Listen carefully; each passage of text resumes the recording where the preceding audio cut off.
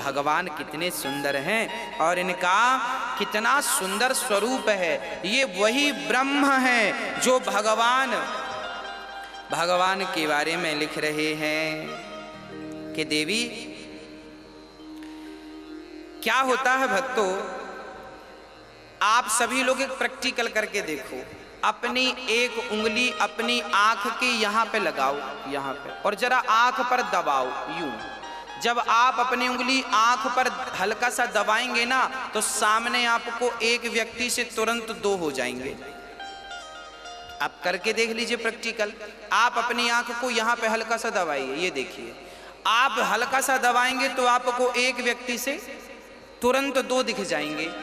जैसे आंख के यहाँ पर दबाने से एक व्यक्ति का दो दिख जाता है, दिखता है ना, प्रैक्टिकल करके देख लीजिए, दिखेगा। उसी प्रकार वह परमात्मा है तो एक ही, वह एक ही नारायण है, पर वह एक ही अनेक रूप में दिखाई पड़ते हैं। हाँ, एक ही अनेक रूप में दिखाई पड़ जाते हैं। जैसे आंख पर उंगली लगाने से चंद्रमा को देखो तो दो चंद्रमा दिखाई पड़ते हैं, चंद्रमा है तो एक पर दिखने दो लगते हैं। ऐसे ही परमात्मा मेरे राम तो एक ही है, पर वह दो तीन दिखने लगते हैं। एक राम दशरथ के बेटे, एक राम दशरथ का बेटा, एक राम घट घट में लेटा, एक राम परब्रह्म, मतलब वह एक ही अनेक रूपों में दिखने लग जाते हैं। तो उन्हें अलग अलग समझने की गलती बिल्कुल मत करना। ये वही राम है जो बिनु पग चलहि सुनहि बिनु काना, कर बिनु कर्म करहि विधि नाना। बिनु पग चलहि सुनहि बिनु काना, कर बिनु कर्म करहि विधि नाना। ये परमात्मा वह राम है जो बिना पाँव के चलते हैं, बिना हाथ के काम करते हैं, बिना कानों के सुन लेते हैं। अच्छा, बिना कानों के भगवान ने कहाँ सुन लिया? बोले जब बाली के यहाँ तारा ने समझाया बाली को कि राम तो भगवान है, पंगा मत लो।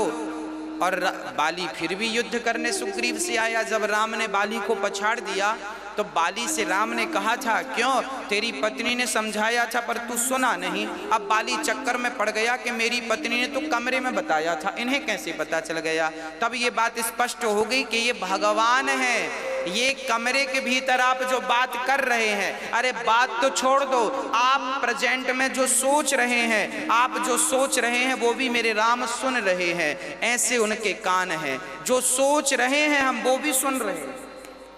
तो बिनु पग चलहि, अच्छा बिना पाँव के कहाँ चल गए भगवान? बिना पाँव के कहाँ चलते हैं भगवान? तब बतलाए कि देखो, जब द्रौपदी माँ ने भगवान को बुलाया, द्रौपदी ने कहा प्रभु मेरी लाज लुट रही है, आओ। तब भगवान द्वारिका में थे, दिल्ली में लाज लुट रही द्रौपदी की और भगवान द्वारिका में, लगभग 1500 किलोमीटर की दूरी पर प्रेम से द्रौपदी ने बुलाया। तो बिना पाँव वाला भी इतनी तेज चलता क्या? अब बताओ, शरीर में एक ही कपड़ा था द्रौपदी के और वो भी आधी साड़ी खिंच गई थी। अब आधी और उतरने में भला टाइम कितना लगता? पर उसके पहले भगवान आ गए और द्रौपदी का समय से वस्त्र बढ़ा दिया। इसका तात्पर्य यह है कि भगवान बिना पाँव के चल सकते हैं। ये सामर्थ्यता भगवान। तो बिनु पग चलहि सुनहि बिनु काना, कर बिनु कर्म, बिना हाथ के काम कर देते हैं मेरे राम, बिना हाथ लगाए काम कर देते हैं। क्या काम कर दिया? बोले बिना हाथ लगाए द्रौपदी का चीर बढ़ा दिया। हाथ कहाँ लगाया? किसी को दिखाई थोड़ी पड़े थे भगवान, तो बिना हाथ लगाए द्रौपदी का चीर बढ़ा दिया। तो बिनु पग चलहि सुनहि बिनु काना, कर बिनु कर्म करहि विधि नाना। हाँ, इस प्रकार भगवान की भगवत्ता को श्री शंकर जी प्रकट कर रहे हैं। तब माता पार्वती ने प्रश्न किया कि गुरुदेव अब ये बताइए प्रभु कि भगवान अवतार राम बनकर, वह ब्रह्म को राम बनकर आने की क्या जरूरत आन पड़ी? परमात्मा को राम बन के आने की क्या जरूरत आन पड़ी। तब भगवान शिव कहते हैं जब जब होय। भगवान से शिव माता पार्वती ने कहा कि प्रभु भगवान को राम बनने की क्या जरूरत पड़ी। तब शिव जी ने कहा परित्राणाय साधूनां विनाशाय च दुष्कृतां धर्म संस्थापनार्थाय संभवामि युगे युगे। जब जब होय धर्म की हानि बाढ़हि असुर अधम अभिमानी तब तब धरि प्रभु विविध शरीरा हरहि कृपा निधि साजन पीरा। जब जब धर्म की हानि होती है तब तब भगवान को अवतार लेकर के आना पड़ता है। अच्छा, ये धर्म की हानि क्या है? गोस्वामी जी गा रहे हैं जब जब होय धर्म की हानि। अच्छा, धर्म की हानि कब होती है? धर्म की हानि से तात्पर्य क्या है? तब कहा एक धोबी था। धर्म की हानि क्या है वो समझिएगा। एक धोबी था। धोबी अपने गधे को चराने ले जाता था। धोबी के पास एक पालतू गधा था। धोबी जी अपने गधे को जंगल ले जाया करते थे। एक दिन क्या हुआ, धोबी जंगल से लौट रहे थे तो रास्ते में एक बहुत बड़ा हीरा धोबी को मिल गया। हीरा बड़ा चमकदार था। धोबी को लगा कि ये चमकने वाला कोई पत्थर है। अब धोबी को पत्थर अच्छा लगा तो उसने क्या किया कि उसने रस्सी में उस पत्थर को बांधकर गधे के गले पे डाल दिया। धोबी को लगा कि ये तो चमकीला पत्थर है, अच्छा लग रहा, तो गधे के गले पे डाला।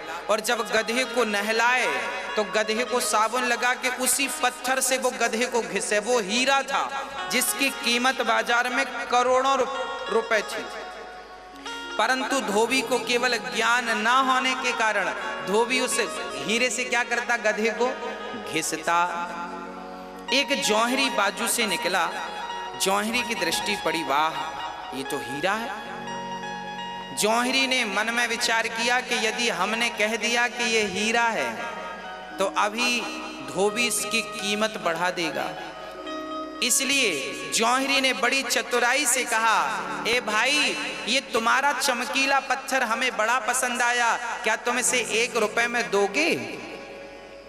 धोबी ने मन में विचार किया कि भाई ये कितना मूर्ख है, पत्थर के 1 रुपए दे रहा है। धोबी ने मन में विचार किया कि लगता है इसका दिमाग खराब है, दे दो, हम तो दूसरा उठा लाएंगे जंगल से। जंगल में कोई पत्थरों की कमी थोड़ी है। धोबी ने वो पत्थर 1 रुपए में उसे दे दिया।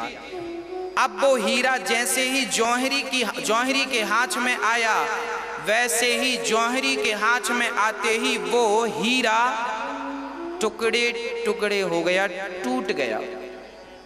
तब जौहरी ने कहा, वाह हीरा, अभी तुम गधे के गले में थे तब तो टूटे नहीं, गधे को साफ कर रहे थे तब तो टूटे नहीं, और मुझ जौहरी के पास आए तो टुकड़े टुकड़े हो गए। तब उस टूटे हुए हीरे से आवाज आई, जौहरी जी, अरे वो तो धोबी जानता ही नहीं था कि मेरी कीमत कितनी है, पर आप तो जानते थे कि मेरी कीमत कितनी है, फिर भी तुमने 1 रुपए आकी, फिर भी तुमने मेरा मूल्य जानकर 1 रुपए लगाया। तो अज्ञानी व्यक्ति तो मेरा जो उपयोग करता है सो करता है, क्योंकि उसे तो पता ही नहीं कुछ, पर जानकार व्यक्ति भी जब मेरा मूल्य इतना कम आकेगा तो मैं टूट जाऊंगा। वही है धर्म की हानि, कि जो अज्ञानी लोग हैं वो राम राम नहीं जप रहे हैं, कोई बात नहीं, उन्हें तो पता ही नहीं है ना कि राम नाम का क्या फल है। अमेरिका के लोग राम राम नहीं जप रहे हैं, कोई बात नहीं, पाकिस्तान के लोग राम राम नहीं जपते, कोई बात नहीं। इंग्लैंड के लोग राम राम नहीं जपते, कोई बात नहीं, क्योंकि उन्हें पता ही नहीं है कि राम नाम की महिमा कितनी है और ये राम कौन है। पर हम भारत के लोग, हम तो जानते हैं कि राम कौन है।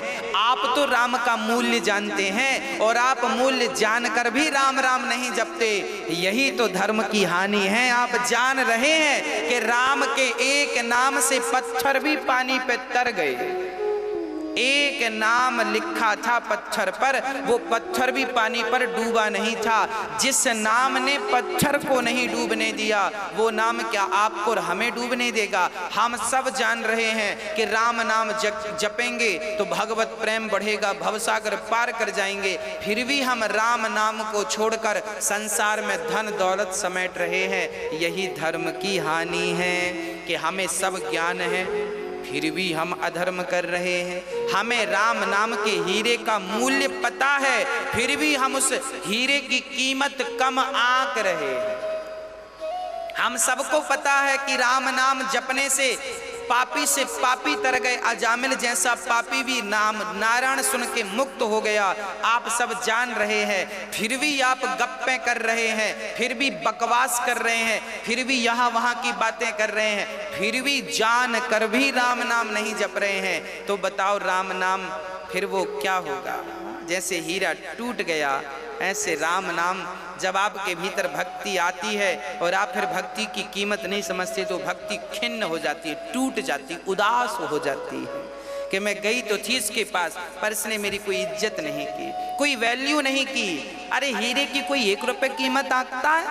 हाँ, मीराबाई तो कहती है, पायो जी मैंने राम रतन धन पायो। वो राम नाम को धन मानती हैं और कहती हैं कि राम नाम से बड़ा कोई धन नहीं है। कबीरदास जी भी कहते हैं कि कबीरा सब जग निर्धना, धनवंता नहीं कोई, धनवंता सोई जानियो, जेखे राम नाम धन होय। ये राम नाम की बड़ी अद्भुत पूंजी है। इसलिए कहता हूं कि आप तो भगवान की शरण में रहो और फिर भगवान मेरे जो हमें देना चाहें, जो भी देना चाहें, चाहे फूल दे दें चाहे कांटे दे दें, आप दोनों में मस्त रहो और भगवान से निरंतर प्रेम करते रहो, कभी शिकायत ना करो।